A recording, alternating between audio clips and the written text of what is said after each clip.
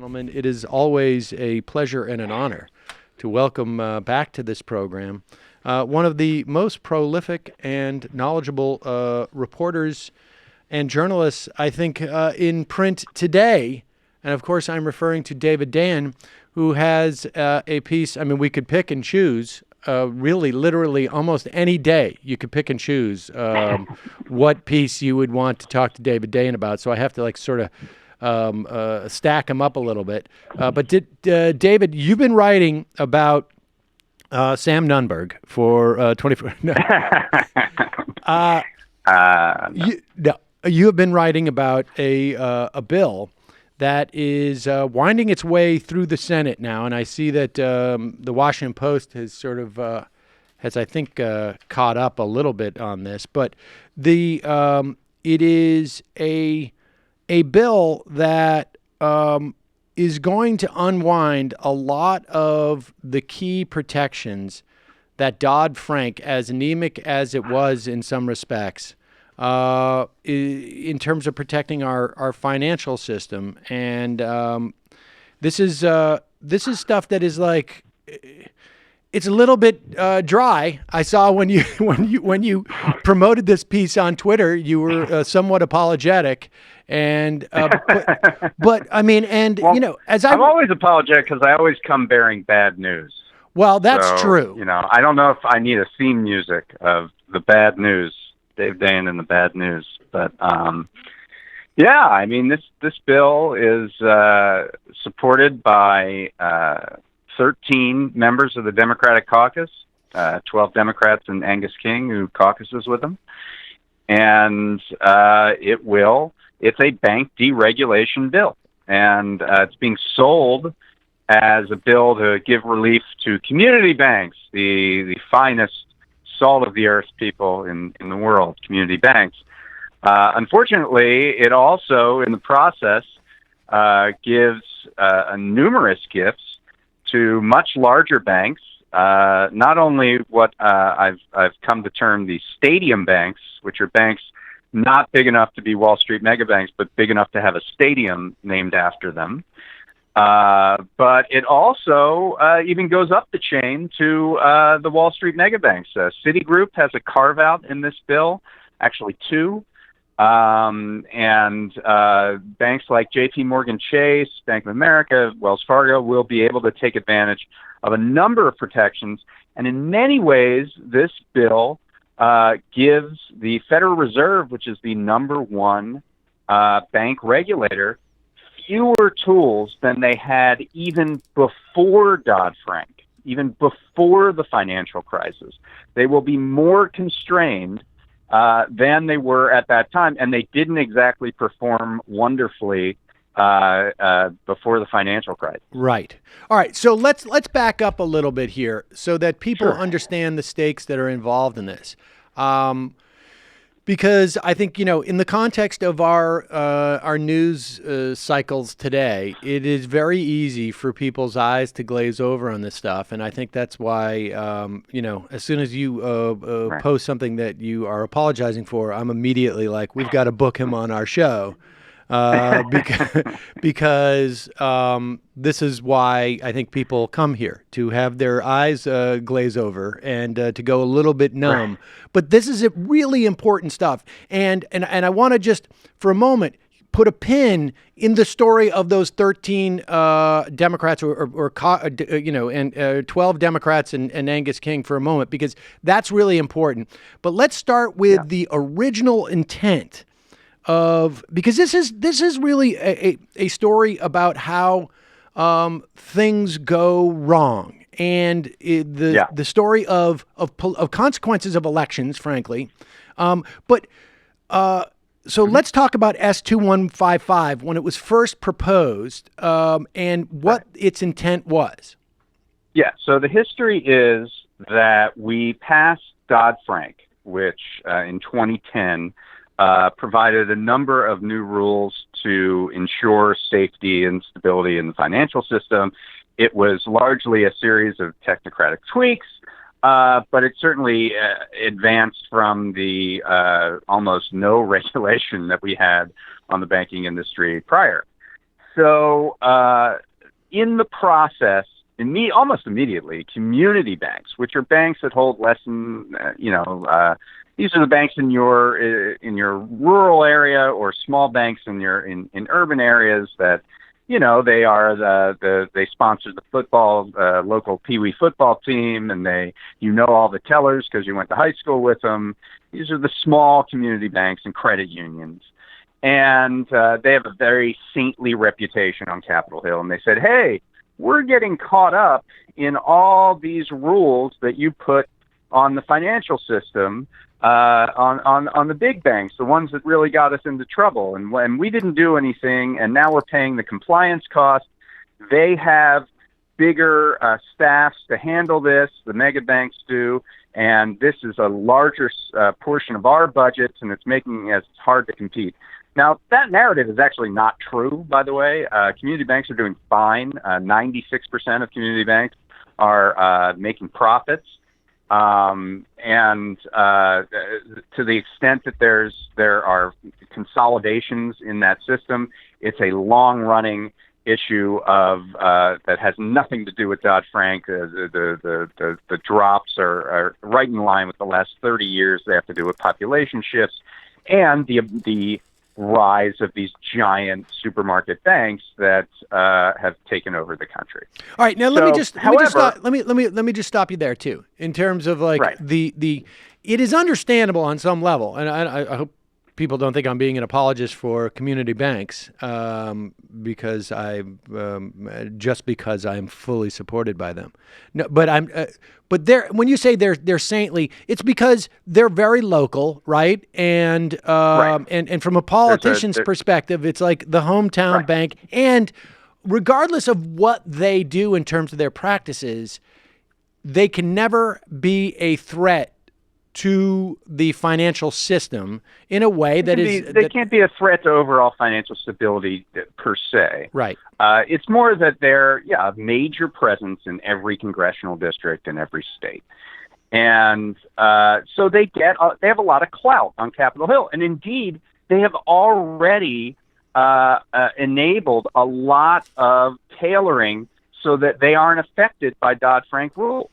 And that's already been done. However, they're asking for more. And Democrats and Republicans kind of agree with this for good or for ill. They believe that community banks need some relief.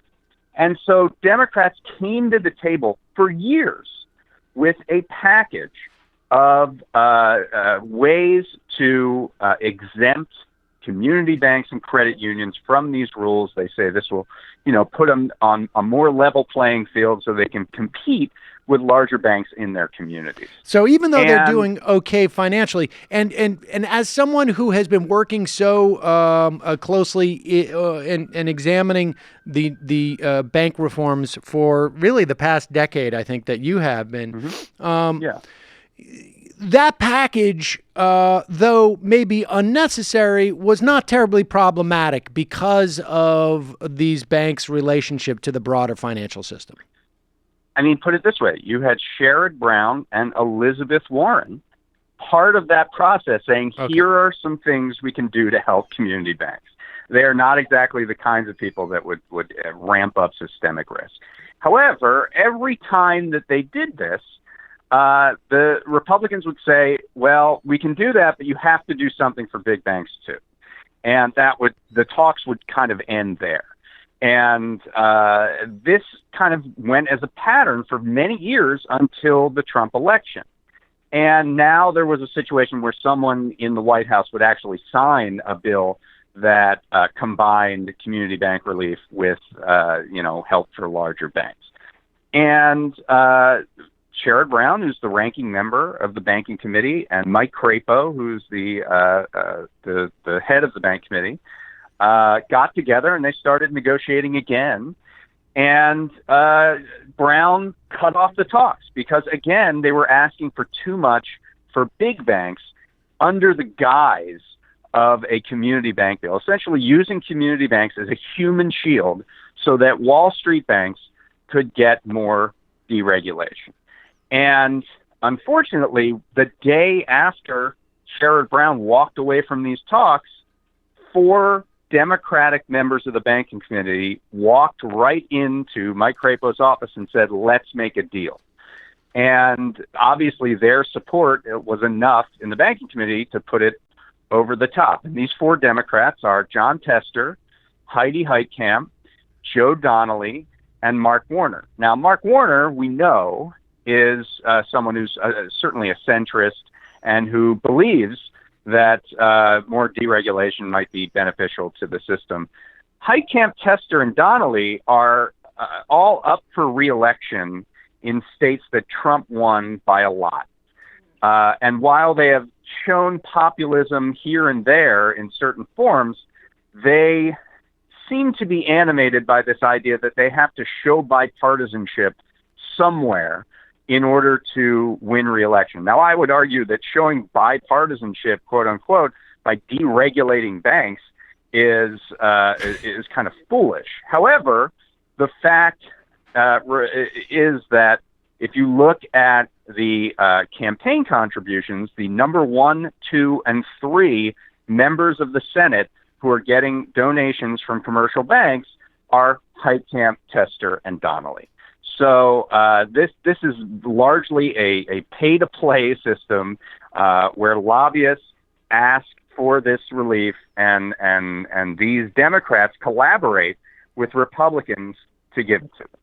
And I have to say, like, you know, I've long since gotten over my my Tester angst, but this is this guy was literally sitting on a tractor when he ran for that primary. I guess that was in 2006, maybe, I'm thinking.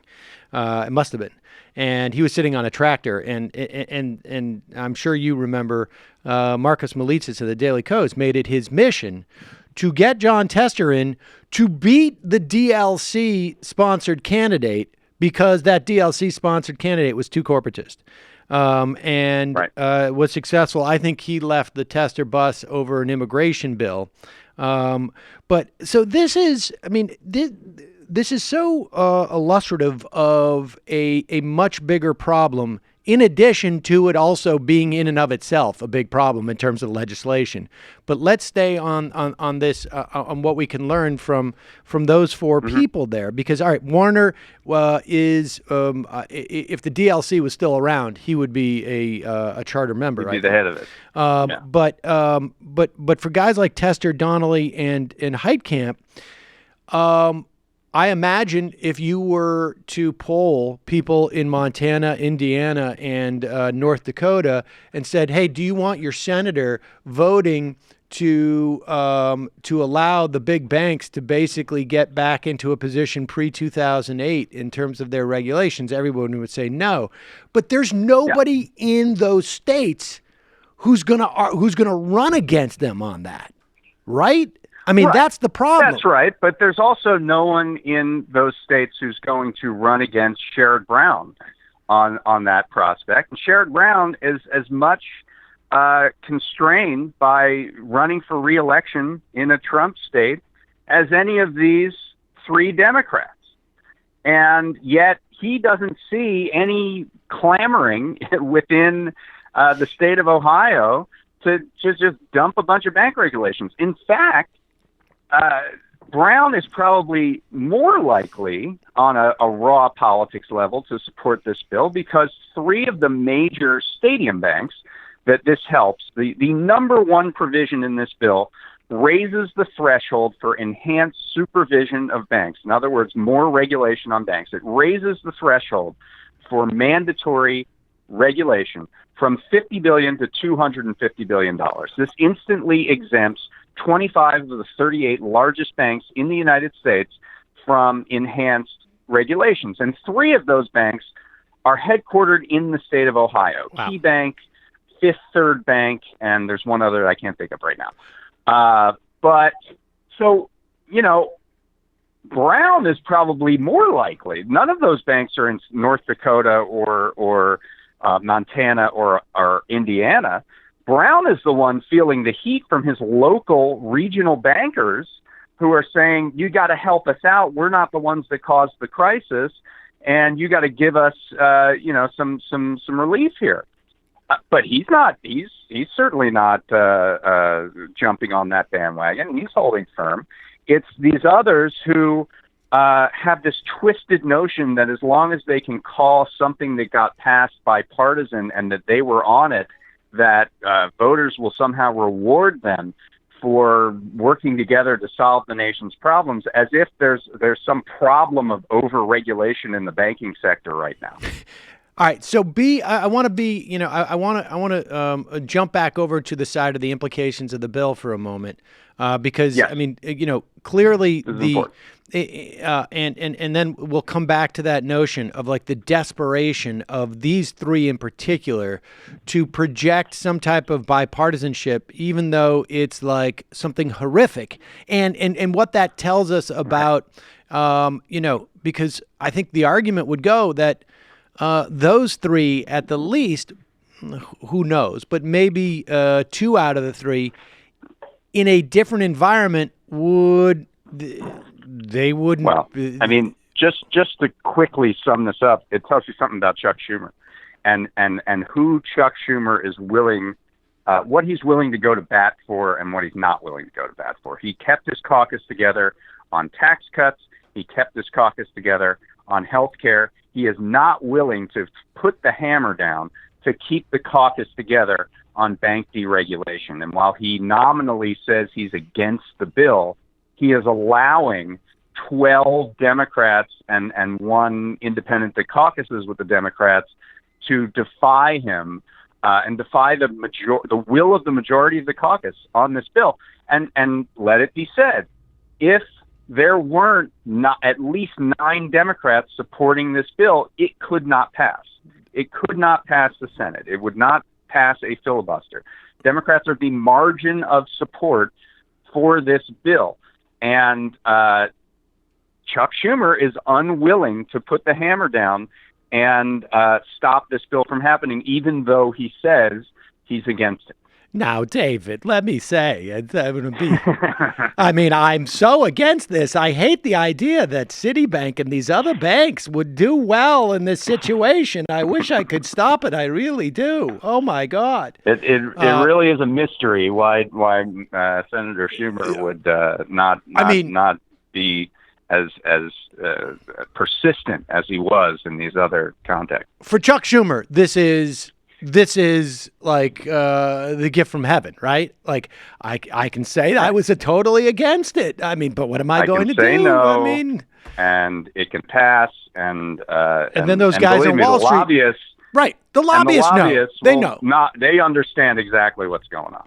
They can see that Chuck is not leaving his office when it comes to this bill. He's just staying inside. Right. Chuck Schumer was on the Senate floor this morning, the day that the test vote, the motion to proceed, is going to happen on this bill, the only bipartisan effort in this entire Congress, and he did not mention this bill once. It slipped my mind. Come on. It slipped my mind. All right.